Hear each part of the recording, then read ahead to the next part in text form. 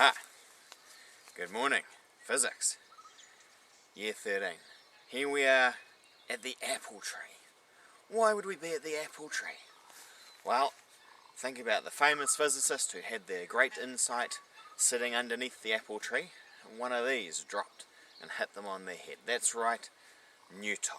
And what made Newton great, the thing that was really amazing, the thing that only Newton could have done, is spotted that it was the same force that makes the apple fall onto the ground as the one that keeps the moon orbiting around the earth. That's not an obvious thing to see. And so what Newton did, and what we're going to learn about for the first time this year, is he came up with this universal law of gravitation, which explains how the force between two masses depend on the size of those masses and the distance between them. And in developing that law, he kind of called back on that great invention, the butter gun. You might remember the butter gun that they used back when the Rugby World Cup was on to butter lots of pieces of bread. You remember that? It's like the idea if you get a butter gun and you put your piece of bread in front of it, right? Fire the butter gun, you get butter on the bread. But it turns out that if you get like 4 bits of bread and put the butter gun twice as far away, you can spread that same amount of butter over 4 bits of bread. And so this is how they managed to cater for all the people at the Rugby World Cup. They just got 9 bits of bread and put the butter gun 3 metres apart and spread that butter even thinner. Do the same with 16 bits of bread, 4 metres apart, even thinner. And you can see how it keeps scaling up. Well, gravity is exactly the same thing. As we move further and further and further away from the object, that same gravitational field gets spread more and more thinly. The same as how the light from a light bulb or a candle gets weaker and weaker as we move away from the candle. And so what Newton did is he came up with Newton's law of gravitation. Check this out.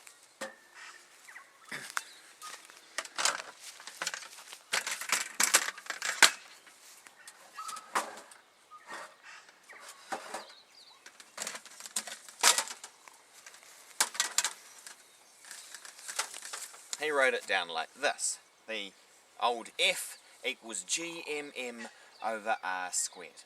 And this is the sort of equation you're going to use when you're doing kind of like planetary gravity. When we're moving big enough distances that we can't assume the Earth's gravity stays at 9.81, because we know that's only true at Earth's surface, at level, in some places not too close to the Himalayas, right? Because that changes things. And so the F is the force of gravity.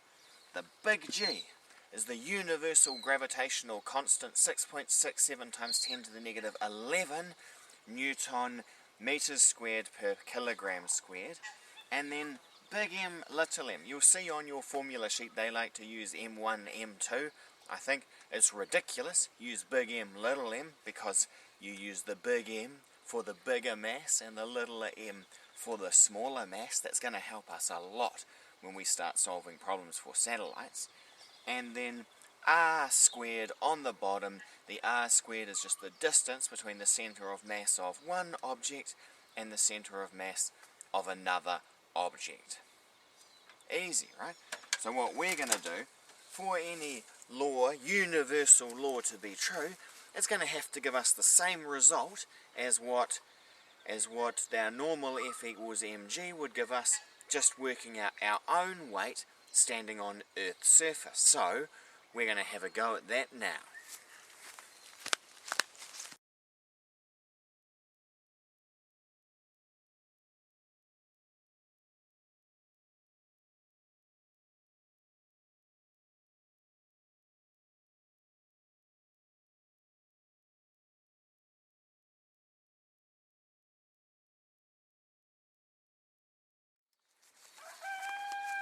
Now the interesting thing when you're coming to work out the radius of the Earth is that when they first invented the kilometre, they decided that 1 kilometre was exactly 1/10,000th of the distance from the pole to the equator.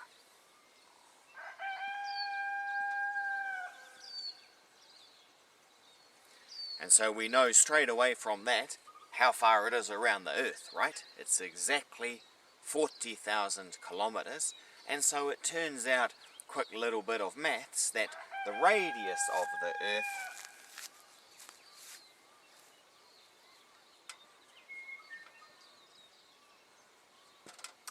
is approximately 6,400 kilometres. Now, what I want you to do is pause the video, calculate your weight using Newton's law of gravitation, calculate your weight using F equals mg, and check that you get the same answer. I'm going to do it for you here, but you do it first.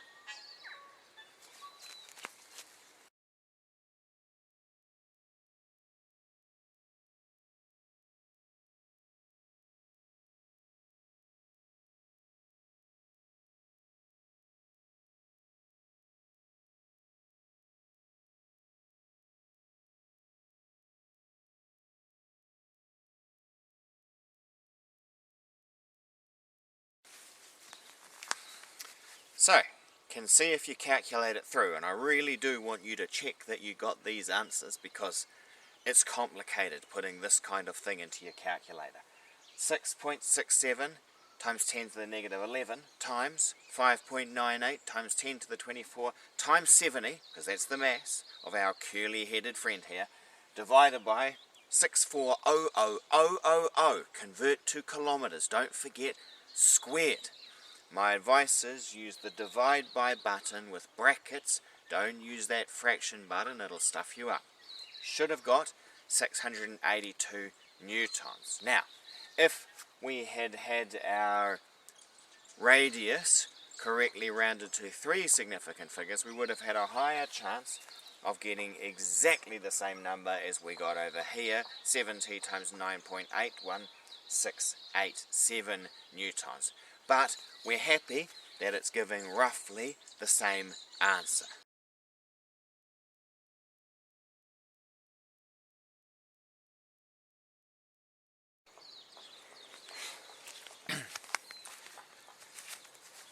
Just before we go on to another example, let's have a wee talk about this whole inverse squared thing. The fact that we're dividing by r squared on that equation. And it's exactly the same as the mathematics that sits behind the brightness of a light bulb as you move away from it. It's inverse square. And this little diagram here might remind you of static electric fields, where the electric field strength around a circular charge has an appearance like that. Well, in fact, that's the gravitational field around the Earth. And what you'll notice is that the gravitational field around the Earth is always directed towards its centre. And that's one of the interesting things about gravity compared to any of the other forces, is that it's only ever an attractive force. It only ever has one direction. And so any mass is going to be attracted towards the Earth, no matter where it's placed,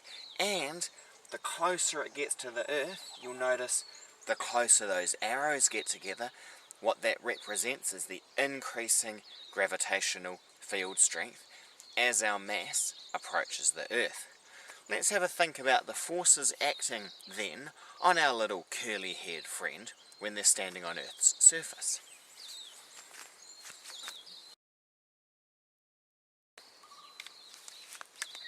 So, what forces are acting on our wee little curly-haired friend there? Go on, what can you name? Gravity! Oh, good. What direction's that? Go towards the centre? Oh, let's draw that on. There it is. F, G.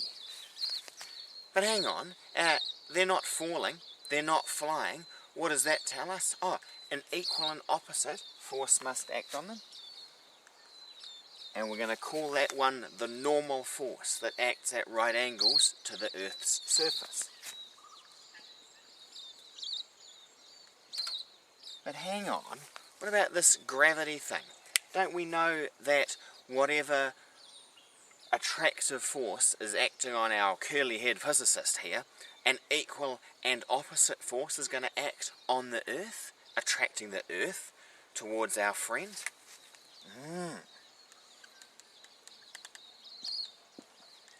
There it is, the force of gravity on our friend. And what is it that's actually stopping our friend from falling in to the earth? That's the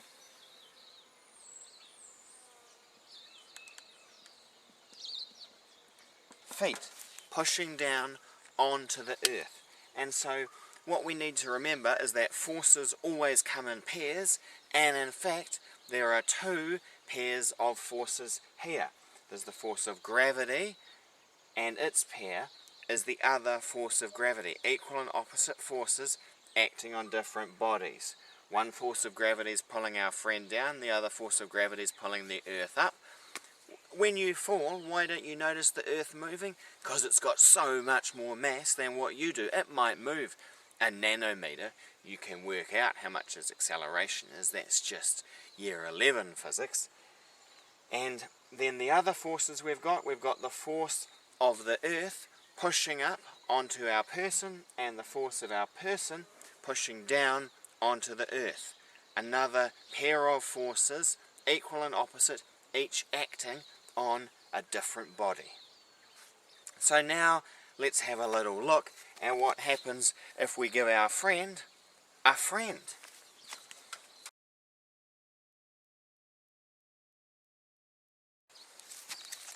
There we go. We've got two friends, the familiar one with a mass of 70 kilograms and a new straight-haired friend, mass 50 kilograms. They're 6 meters apart. That's kind of about the size of a classroom.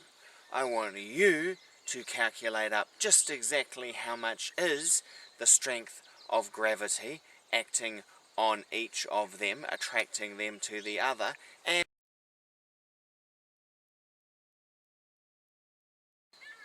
no, we're going to start that again. We've got our familiar friend, and we've got a new straight-haired colleague, 50 kilograms. They're 6 meters apart. I want you to calculate up the force of gravity that acts on each of them, and calculate how much each of their accelerations might be, to see whether or not this is a significant acceleration and we might expect to see motion. Do it now. I'll do it for you.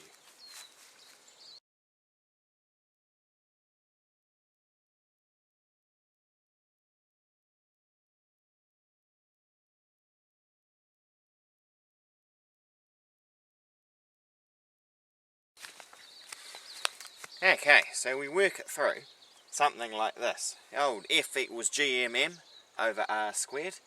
6.67 times 10 negative 11 times 50 times 70 over 6 squared. Hopefully you came out with something like 6.5 times 10 to the negative 7 newtons. Trying to put that into the correct prefix, probably nanonewtons, 650 nanonewtons. So what acceleration might we expect to see? The old A equals F upon M. 6.5 times 10 to the negative 7 over 50. Well, on our straight-headed physicist, we got an acceleration of about 13 nanometers per second. 13 nanometers. And on our curly-headed friend, 9.3 nanometers per second. So no, it's not a force that we see causing massive effects in our everyday life.